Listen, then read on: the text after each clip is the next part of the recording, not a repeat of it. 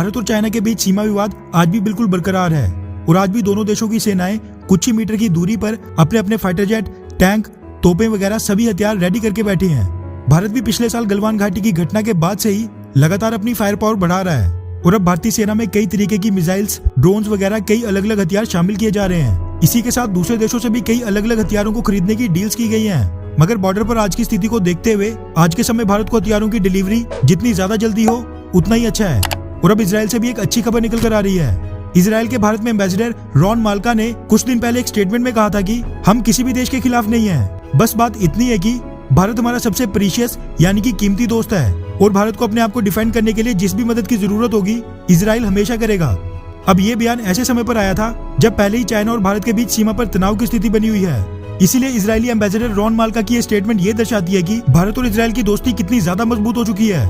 मगर इजराइल ने बस बयानबाजी नहीं की है बल्कि इस बार करके भी दिखाया है। दरअसल पिछले साल मार्च के महीने में भारत ने इजराइल से 16,479 लाइट मशीन गन्स 880 करोड़ रुपए की लागत से खरीदने का एक कॉन्ट्रैक्ट साइन किया था, जो कि इंडियन आर्मी के फ्रंट लाइन पर तैनात ट्रूप्स द्वारा इस्तेमाल की जानी थी। कोरोना महामारी की स्थिति को देखते हुए इनकी टाइम पर डिलीवरी होने के काफी कम चांसेस लग रहे थे, लेकिन क्योंकि चाइना के साथ पहले ही भारत हर समय युद्ध के मुहाने पर खड़ा रहता है, इसलिए भारत इन सभी लाइट मशीन गन्स की डिलीवरी फास्ट ट्रैक कॉन्ट्रैक्ट के तहत बेहद कम समय में चाहता था। वहीं इजराइल ने भी भारत को ये कॉन्ट्रैक्ट जल्द से जल्द पूरा करने का वादा किया था, जो कि अब पूरा हो चुका है।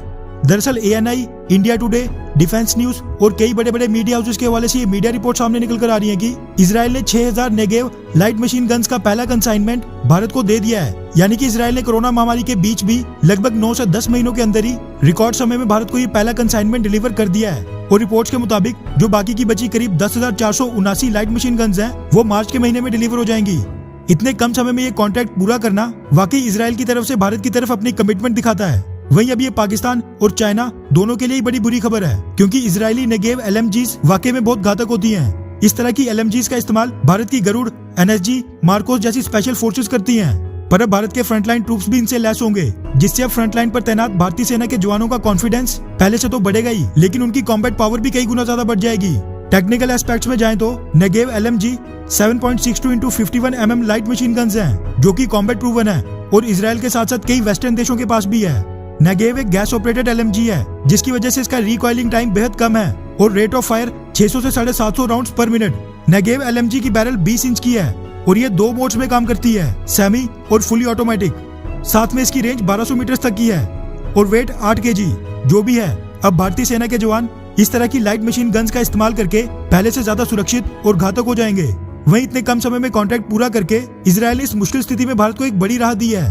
खैर, वैसे आप दोनों देशों में से किसके समर्थक हैं, रशिया या फिर इजराइल के? नीचे कमेंट करके अपनी राय जरूर बताएं। अच्छा सुनो, चैनल को सब्सक्राइब करो, उसके बाद घंटी बजा देना ताकि अगली वीडियो आपसे मिस ना हो पाए। Thank you.